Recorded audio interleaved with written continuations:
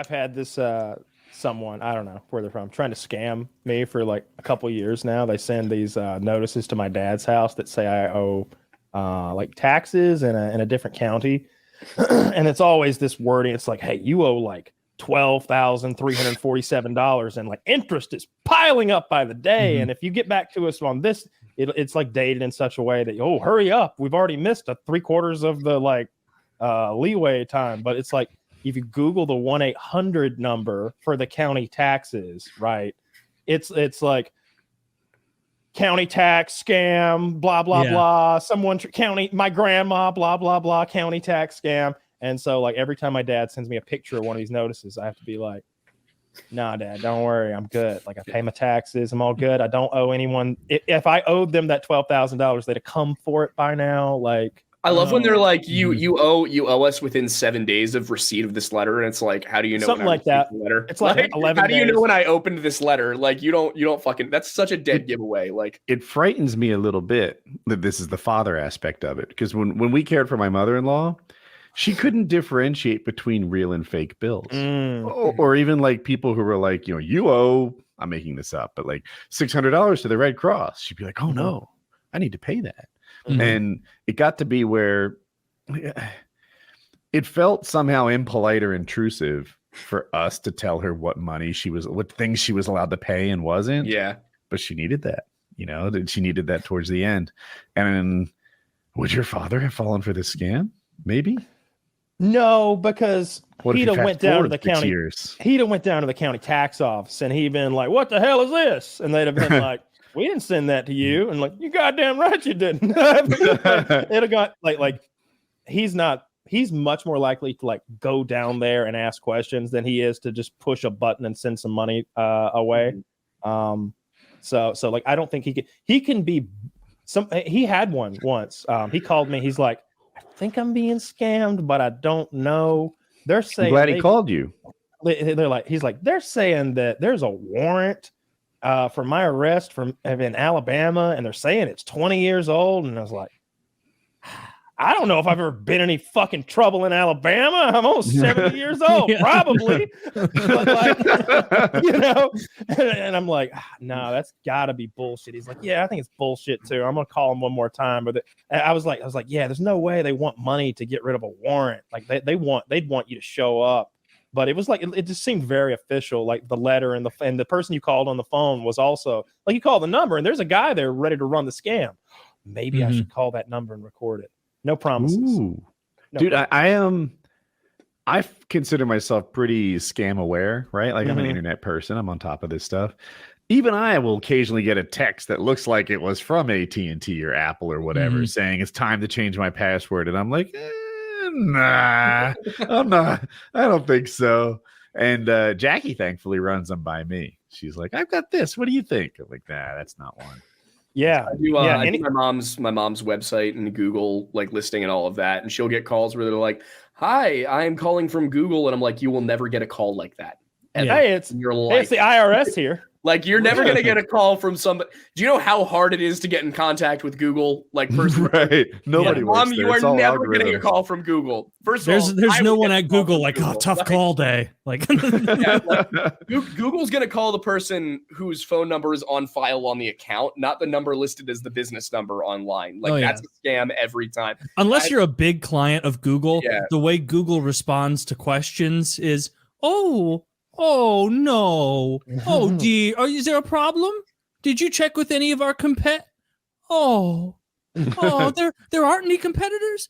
But what about you use Outlook? Pretty well. Someone's actually talking to you. And it's like, stop making fun of me. Are you a bot? They're like, yes, I'm the autobot. I don't know how. Yes, I am Cruelty Bot. My name is A new product by Google. I don't know how far-reaching Comcast is, but one of the jokes, at least, Comcast is headquartered in Philadelphia, so almost everyone around here has it, unless they have Verizon. But there's like the running joke is like getting in touch with Comcast is the most difficult fucking thing on the planet, because you call them and their bot will just run you in circles until you get tired and give up. And then they just get away with whatever they're doing. I spent, I think, an hour and a half on the phone with Comcast once just to get on the line with a representative, because they weren't actually giving me the service I was paying for. I was like, well, I was checking my download speeds. It's at like about 20 megabytes per second. I'm paying for a gig. And I'm like, every internet. What is this? Is bad about that. But I would imagine the ones that have zero competition in their area are the worst because there's no incentive to be better. The second I call a company's customer service line and they have a real person on the other end, I'm like, I love you. What, Amazon, I'm a loyal servant now. I've never talked to a person at Amazon, but the procedures, I guess, set in place for like disputing shit from Amazon is the easiest of anything I've ever used. You can literally, and Kyle's mentioned this, and I'm sure, myself, Kyle, and Woody, we spend a lot more on Amazon than the average person. Like, if I select like this didn't show up, there's no second question. It's just refunded. Like, that's it. Like, if I order some lemon waters and they just don't show up for 3 weeks, I just go, these didn't show up, and they're like, oh, we're so sorry about that.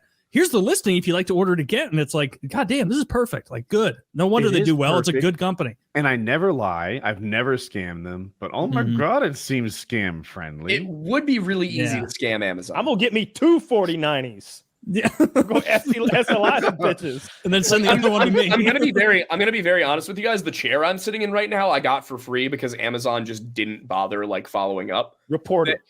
So here's what happened. So I ordered this chair that I'm currently sitting in. It did not show up. It did not show up for 3 months. Stealing food out of Jeff Bezos' kids' out mouth. of my parents' house into this apartment. The chair was not here. I moved into this apartment in November of last year. I buy that one that's sitting right behind me for less money. But I reported this one had never come. And they were like, yeah, the package is lost. Like, we'll just refund it to you. Mid-December, late December, this one shows up. Now, am I supposed to go back to Amazon and be like, hey, the chair that never arrived finally arrived. Do you want your money? Like, I'm not gonna do that. Like, but I was like, this is, they make this really easy. They've already forgotten about it. Why? Yeah, they don't get it costs them more money to go and figure out where the hell the chair is than they made giving me the chair. Like, they don't want it. They don't want it back. It's not a good attribution of resources from them to be like, oh, let's go pick that thing up. It's like, no, they're missing out on more deliveries. And no, you're missing out on the best part. Let's go pick that thing up, disassemble it, make sure that it's all safe first, and recertify it. Then put it all back in a box and put it on sale at a reduced rate. To make $140. No, to lose $37 probably. Yeah, true. Yeah, by the end. So they're just like, yeah, keep that shit. It's just easier this way. We don't have a whole infrastructure for coming and picking your shit up and getting it back here and putting it back in the box. Yeah, we're the drop-off guys, not the pickup guys. Yeah, you're wanting the opposite of what they do. I was hoping Titan Fitness was going to do that for me with that with that piece of equipment. I was hoping they didn't want it back, but they finally sent a FedEx guy. He wanted it. They actually wanted it. He wanted it because otherwise I was going to send that shit to you or something. I don't know. What are you going to do with 2 of them? Yeah. What'd you get? It was that assisted dip and pull-up machine. Like when I got that a couple months ago, like they the whole thing, but some of the tackle wasn't with it. Some of the cable wasn't with it. And instead of sending me a new cable, they're like, we don't have a cable. We've just got another machine. I'm like, send me that. Well, we can get you a cable in 10 days. No. I need that machine tomorrow. I'd like it tomorrow if possible. I'm not pulling anything up right now. What is an assisted pull-up machine? If you do pull-ups and you do dips, this is a thing that adds counterweight so that you can do more reps. Or if you're a girl and you can't, not just a girl. You kind of stand on your knees, right? And then your knees go on a pad, and then you do the exercise, and this pushes up to assist you, and it allows you to activate some hypertrophy. Weight. So you can like most people, let's say average guy, I'm gonna say can do 1 to 3 pull-ups. That's not enough. Sets of 2 to 3 isn't really enough to build strength or muscle mass.